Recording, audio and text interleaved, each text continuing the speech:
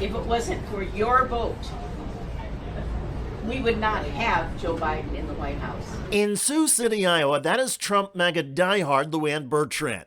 She is hammering former Vice President Mike Pence for certifying Joe Biden's 2020 election victory.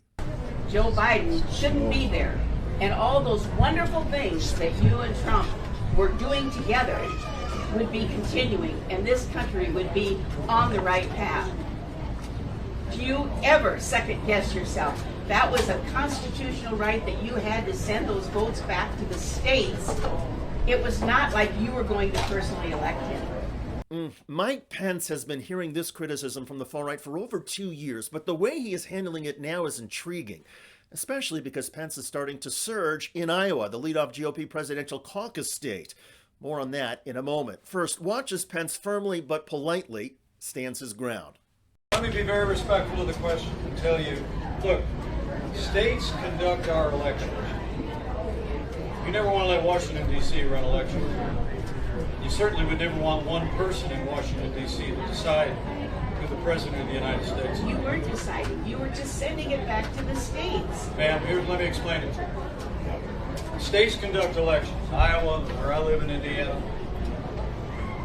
And after there were questions in a half a dozen or so states, we had reviews of the results, 60 different lawsuits that went to the courts. Where there are questions, there's two ways that they're reviewed. Number one is you take those issues to the legal process in the state for recount. Okay? Secondly, you take them to the courts, which we did very aggressively. Pence matter-of-factly explains that the campaign lost those court challenges. Then he calmly articulates the Electoral College responsibilities of a vice president under the U.S. Constitution. Pay close attention to Pence's open body language and gracious tone. The Constitution is very clear. My job was to oversee the session of Congress where objections could be heard. And I made sure that objections would be recognized. So we would hear whatever evidence or whatever debate there was. But the Constitution says you open and count the votes, no more, no less. The Constitution affords no authority for the Vice President or anyone else to reject votes or return votes to the states. Never been done before, should never be done in the future. I'm sorry, ma'am, but that's actually what the Constitution says. No Vice President in American history ever asserted the authority that you have been convinced that I had.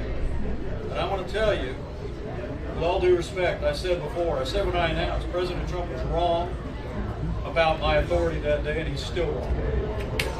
I believe it with all my heart. What you just saw was Mike Pence in compelling fashion threading a political needle.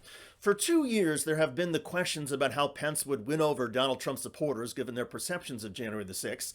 Well, Pence is exceeding a lot of expectations. He is using his Midwestern earnestness to connect with Iowa voters, and he appears to be moving the needle. Polls now show him getting above 20% of Republican Iowa caucus goers, and while that is still double digits behind Donald Trump, Pence is now in second place, and a strong finish in Iowa could catapult him into being the Trump alternative in New Hampshire, South Carolina, and beyond. Even the die-hard Trump supporter in Sioux City who challenged Pence about January the 6th came away impressed. I believe he's a good man. I love the fact that he is strengthened by his faith. But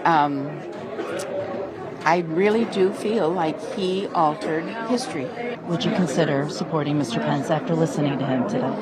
I would consider it, but he has that one hiccup.